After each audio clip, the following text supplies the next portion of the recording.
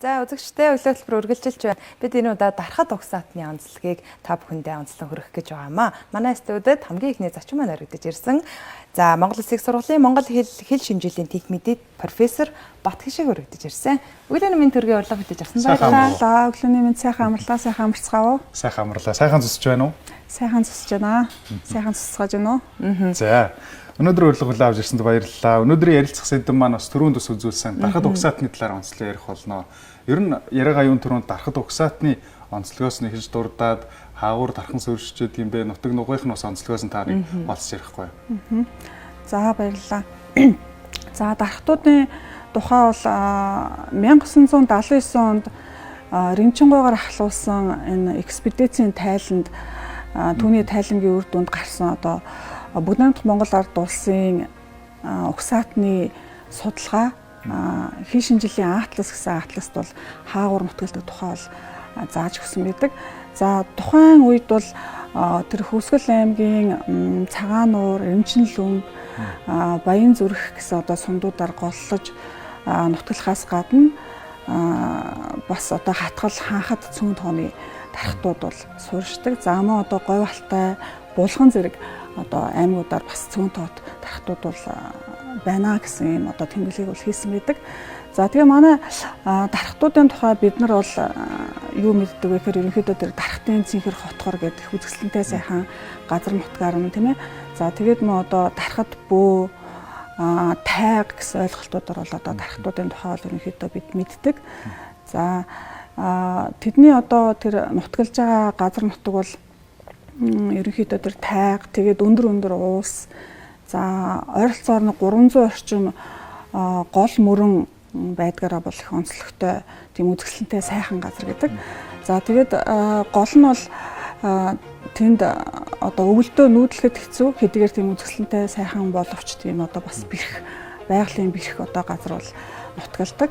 За тэгээд тэр утгаараа бол одоо бусад өөр одоо угсаатнуудаас жоохон хязгаарлагдмал бүсэд бол нутгалдаг байх нь тийм ээ.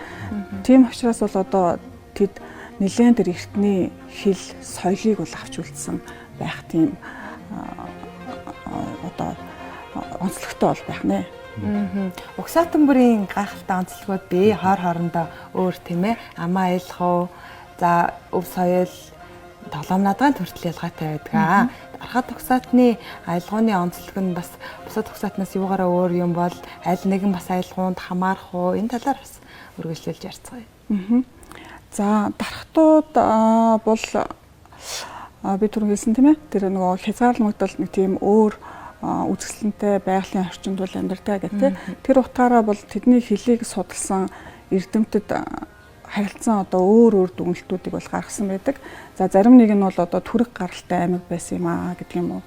За мөн одоо ойр тухсааны ойрд бурайд халахын одоо дундын шинжтэй тийм нутгийн аялал юм аа гэх мэтчлээ одоо янз бүрийн одоо дүгнэлтүүд хүрсэн байдаг.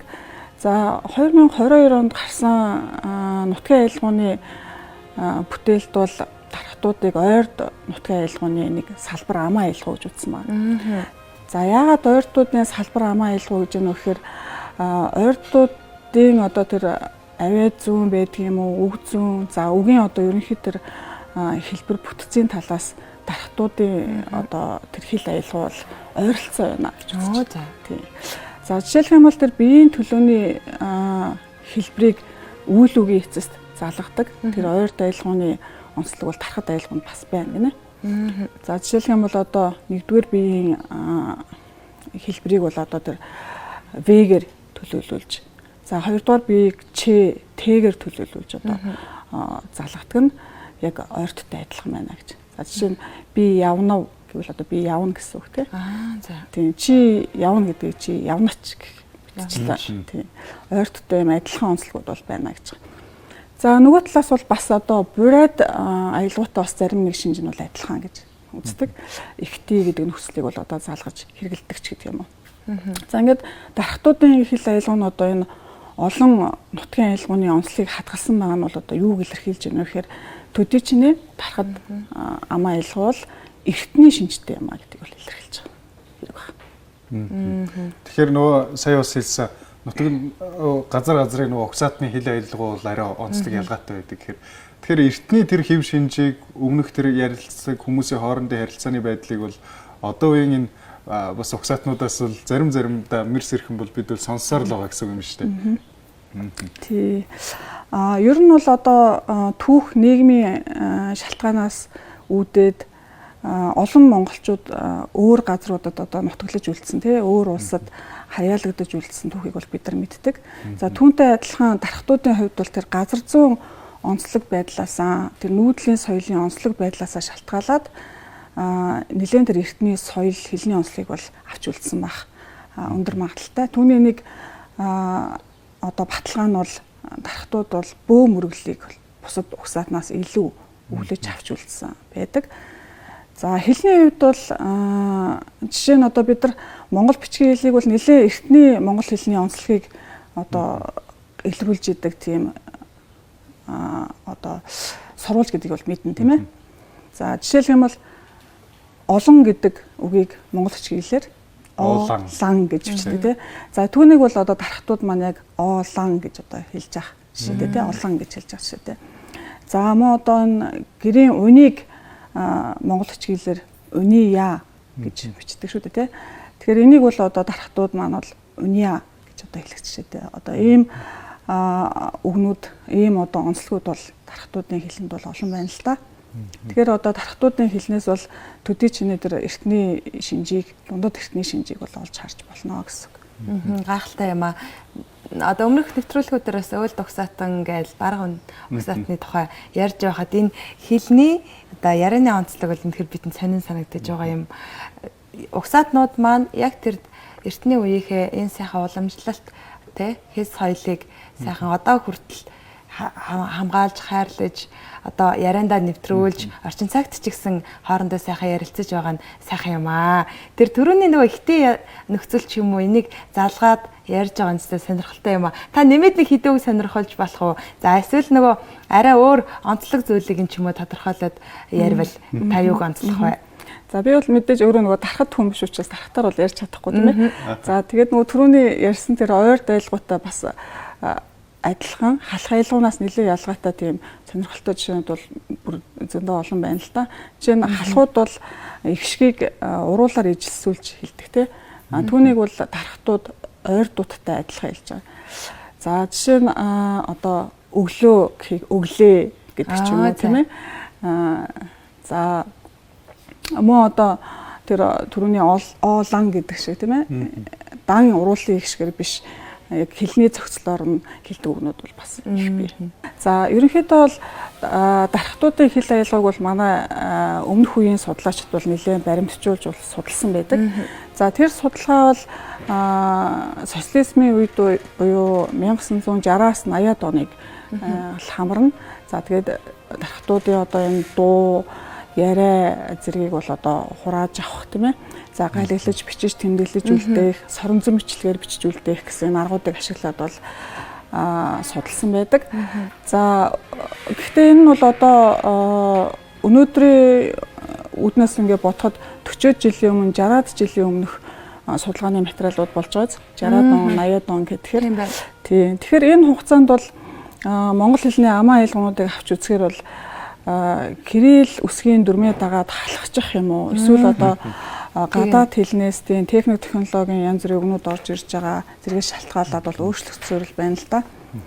Тэгэхээр яг одоо өнөөдөр бол тэр цөөхөн хэл аялгауг тий яаж судалж яана гэдэг тэр чиглэл рүү дарахтын ам аялгауг бол одоо судлах техник технологиг одоо шинжилж ашиглах тийм ээ. Тийм шаардлага бол бас нөгөө талаас бодлого болгох хэрэгтэй байгаа. Одоо Монгол орны одоо тэр хэл аялгауны маш том өв санг бол хамгаалах, мэдээд хойч үед нь шилжүүлэн үлдээх гэдэг энэ зүйл бол маш чухал асуудал баг. Тийм учраас энэ хэл аялга зүйлүүдийг бол хамгийн гол нь хамгаалах гэдэг энэ тал дээр. Тэгэхгүй бол бүгд халахчаал бүгд яг нэг адилхан яриад эхлэвэл нөгөө өв соёл, ариун сан хомрог маань хомсдол эхлэх шүү дээ тийм. Энэ тал дээр ер нь яаж хэрхэн анхаарах ёстой юм болоо гэдгээс нэг бас асуумаар байна. Тий. За ер нь бол одоо зөвхөн монгол хэлний амаа аялгау гэлтгүй бол одоо Дэлхийн дахинд бол тэр цөөнхийн хэлийг хамгаалах, хадгалах чиглэлээр бол судалгааны ажлууд бол хийгдэж байна. За судалгааны шинэ чиглэлүүд бол бас гарч байна. За түүний нэг нь бол одоо энэ 1995 оноос бий болсон тэр хэл шинжиллийн баримтжуулалт, баримтат хэл шинжил гэсэн салбар байгаа. Тэгэхээр энэ салбарынхан одоо юу хийдэг вэ гэхээр тэр цөөнхийн хэл аялгауг энгийн өдөр тутмын ярианаас эхлээд өдөр тутмын тэр ярианаас эхлээд өгүүлэмжтэй тэгээд дуу хуур за дээрэс нь тэр угсаатанд ямар одоо соёлын өв байна түүнтэй хамт за жишээ нь манайх бол одоо тэр өдөр тутмын тэр бөө мөрөглийн үг хэллэгтэй хамт ч гэдэг юм уу тийм ээ баримтжуулж сан бүрдүүлэх тийм одоо чиглэл рүү бол явж байна. За ягаад тэгэхээр бол одоо хэл уулаасаа өөрчлөгддөг зүйл учраас түүнийг бол одоо баримтжуулж авчулдаг нь бол зайлшгүй тулгарч байгаа гэсэн үг тийм ээ. Өдөр тутмын тэр гадаад үг хэллэг за тэгээд дээрэс нь одоо энэ нийгэм соёлын байдлаас шалтгаалаад бол хэл өөрчлөгдөж шүү дээ. Тэгэхээр энэ төрлийн одоо судалгаад юу их чухал гэдэг вэ гэхээр баримтжуулж байгаа учраас чанартай төхөөрөмжөөр авч байгаа тэр аудио, видео, бичлэг бол одоо маш чухал байдаг. Төв дээрээ тулгуурлаад одоо дараа нь судалгаа хийж болно. За бас нөхөн сэргээж болно. Тэр хэлийг дахиж зааж болно гэж байгаа. За жишээлх юм бол одоо энэ нэг дарахад хүний хүүхэд магадгүй 100 жилийн дараа тийм ээ 2024 онд ярьжсэн тэр өвөг дээдсийнхээ хэлийг сурмаар байна, мэдмээр байна гэх юм бол тэр орчин нөхцөлийг нь одоо бүрдүүлж өгөх тийм одоо чанартай бичлэг, аудиог хийх тэр чиглэл рүү одоо энэ хэлийг баримтжуулах, цөөнхийн хэлийг судлах судалгаа бол чиглэж байна гэж ойлгож байна. Дархтууд бөө мөргөлийн шүтлэгтэй угсаатан тийм ээ. Тэгэхээр энэ бөө мөргөлийн шашинтай болохоор үүнээсээ бас нэг хэл хамгаалах тийм ээ, өглөөлөн үлдээх.